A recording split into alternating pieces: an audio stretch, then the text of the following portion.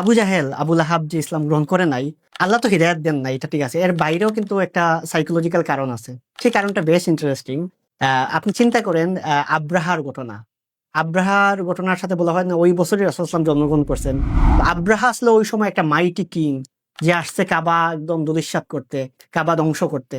সে আব্রাহা যখন আসতেছে কাবা ধ্বংস করতে, আসার পর সবাই বিতস্ত্র, যে আব্রাহাকে সামলানোর কেউ নেই, এত বিশাল হাতি বাহিনী মক্কায় জীবনে দেখেও নাই এরকম একটা বাহিনী আসতেছে।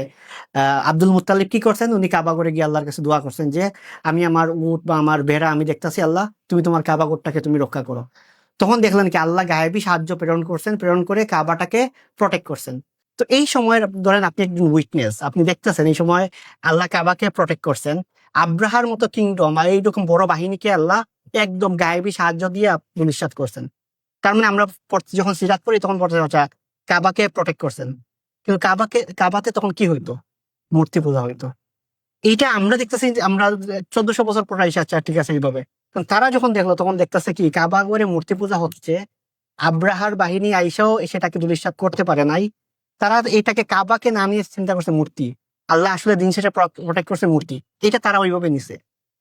এর 40 বছর পর, মানে এইরকম একটা বাহিনী যাদেরকে আল্লাহ প্রোটেক্ট করছেন, 40 বছর পর যখন রাসূল সাল্লাল্লাহু আলাইহি ওয়াসাল্লাম ইসলামের দাওয়াত দেওয়া শুরু করলেন, যে বললেন যে এই মূর্তিগুলো তোমার কোনো কল্যাণ করতে পারে না, তুমি ইসলাম গ্রহণ করো, এই মূর্তির কোনো কাজে আসবে না, তুমি আল্লাহর ইবাদত করে।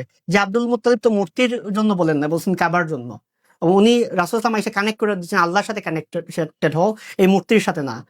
তখন ওই সময় যারা আব্রাহার বাহিনীটা উইটনেস করছে, যাদের বয়স তখন 10 বছর ছিল, 15 বছর ছিল, 20 বছর ছিল, তাদের বয়স যখন 60 বছর, 65 বছর, তারা যখন দেখলো যে রাসূল ইসলাম বলতেন মূর্তির কোনো কাজে আসবে না, তখন তারা এটাকে রিয়েক্ট করবে কিভাবে? তখন তারা চিন্তা করবে কিভাবে যে আমাদের ছোটবেলায় দেখছে যে এই কাবাটাকে আল্লাহ প্রোটেক্ট করছেন, এখন তুমি বলছো এই মূর্তিগুলোর কোনো কাজের না। তখন তারা কাইন্ড অফ একটা রিয়াকশনারি একটা, এমনি তো আল্লাহ হিদায়াত দেন না, ঠিক আছে, কিন্তু তাদের সাইকোলজিটা কিভাবে এই মূর্তির সাথে কানেক্টেড, এটা হলো নাম্বার ওয়ান।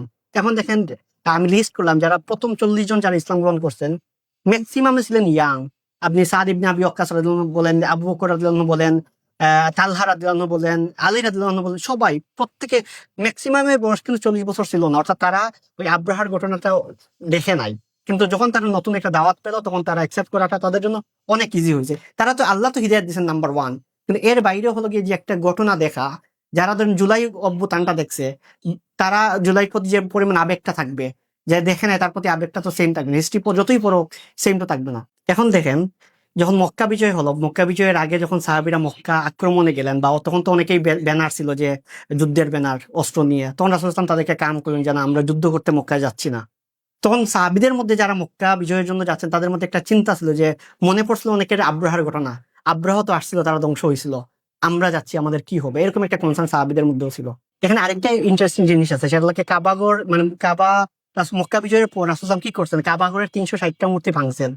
301টা মূর্তি ভাঙছেন, এইটার মাধ্যমে কিন্তু শুধু মূর্তি ভাঙ্গা না, রাসূল সাল্লাল্লাহু আলাইহি ওয়াসাল্লাম প্রমাণ করলেন যে আব্রাহার বাহিনী, আল্লাহ যে মূর্তির কারণে আব্রাহারকে প্রোটেক্ট করেন নাই, এই করছেন কাবা ঘরের কারণে। এই কাবা ঘরে তোমরা মূর্তি রাখছো, এই দেখো আমি মূর্তি ভাঙলাম।